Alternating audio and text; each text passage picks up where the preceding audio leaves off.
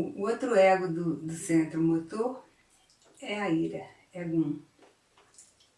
A fixação, a amostragem construída, né, a imagem construída, é de uma pessoa requintada, educada, forte, bem intencionada, muito honesta, muito justa, faz tudo da melhor maneira possível, muito preocupado com os afazeres, com as obrigações, muito responsável, são exigentes, limpos, olham sempre mais o que estão faltando e o que está errado do que o que está certo, o que já está pronto, o que está limpo. São muito críticos, disciplinadores, têm uma dificuldade em elogiar as pessoas e têm dificuldade muito grande em admitir os próprios erros. Então, quando eles erram, eles explicam muito, se justificam muito para mostrar que não estavam errados. Eles têm muita dificuldade mesmo em mostrar alguma fraqueza, né? Eles são diplomatas e as críticas são feitas através de sermões, de admoestações, com o intuito sempre de educar, de corrigir, de ensinar. A paixão é a ira, né? Mas a ira, ela foi encoberta por essa civilidade, entende? Essa educação, essa maneira filantrópica de viver, né? E ela é um ponto cego, ele não se sente irado. O que sente às vezes é um ressentimento e uma indignação que é expressa através de atitudes assim, de muita crítica, de ser muitos exigentes e uma rigidez muito grande no que é certo e no como as coisas devem ser feitas. É mais assim que eles mostram a ira. A ira é sempre encoberta por uma justificação, uma justiça. Qual seria o Deus? Por incrível que pareça, o Deus é Apolo. Apolo é o maior deus da mitologia grega. É o orientador da humanidade em direção à perfeição e à espiritualidade. Era um deus de templos, um deus de oráculo, um deus de escola. Era conhecido na Grécia toda. E é um mestre, todo mundo era encantado não só com ele, com a personalidade dele, como também com a beleza.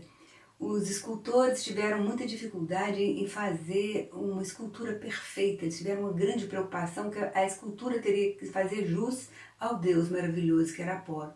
Então eles escolheram diversos modelos, de cada um eles olhavam a parte mais perfeita, o olho mais perfeito de uma pessoa, a mão de outra pessoa, o corpo de outro, para fazer aquele Deus que fizesse jus, né, ao grande Apolo. Agora ele era um mestre eficaz mesmo nas expiações de crimes e homicídios e punia sem piedade. Ao mesmo tempo, ele incentivava os atos violentos quando estava de acordo com esses atos. É o que aconteceu, por exemplo, na história de Orestes, e que Orestes matou a própria mãe, mas Apolo perdoou, inocentou Orestes porque ele estava de acordo com o assassinato, porque a mãe de Orestes havia trazido o pai de Orestes. Então ele era um deus muito cheio de... a melhor maneira de explicar como era Apolo, eu acho que é citar Joanito Brandão, que é um mitólogo brasileiro, que ele falava que Apolo é uma figura mítica das mais complicadas, porque ele era um complexo de oposições. Ele tinha inúmeros atributos louváveis, mas também tinha muita violência, muita vingança. E ele tinha razão. E na história de Apolo a gente vê muito isso. Por exemplo, quando ele enganou sua irmã Artemis. Artemis tinha feito voto de castidade e ela se encantou com Orion, um gigante filho de Poseidon. E Apolo então falava com ela, olha, se fica andando com Orion, você vai acabar rompendo esse seu voto de castidade. Mas Artemis estava encantada com Orion. Um dia Apolo estava na praia e viu Orion aproximar e pular no mar. E Orion foi nadando e tal. Quando Orion estava bem longe no mar, Artemis chegou e então Apolo perguntou para ela, olha lá aquele pontinho lá longe no mar, Você dá conta de acertar aquele pontinho com a sua flecha? Artemis não esperou falar duas vezes, foi um desafio para ela. Ela tirou o arco e lançou a flecha. Ficaram esperando, daqui a pouco chegou na praia o corpo de Orion. Artemis então, quando viu que era Orion, viu o que ela tinha feito, ela começou a chorar, entrou em desespero, queria reviver Orion, mas não conseguiu. Ela foi e transformou Orion numa constelação. Eles falam que é a constelação de Orion.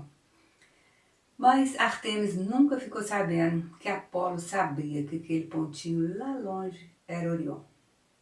Então Apolo tinha dessas coisas.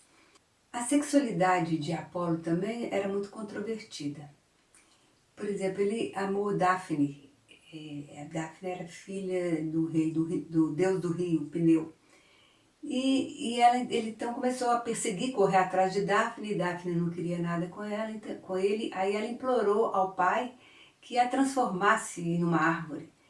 Então, quando Apolo conseguiu agarrar Daphne, Daphne foi se transformando num loureiro, que é a árvore preferida de Apolo.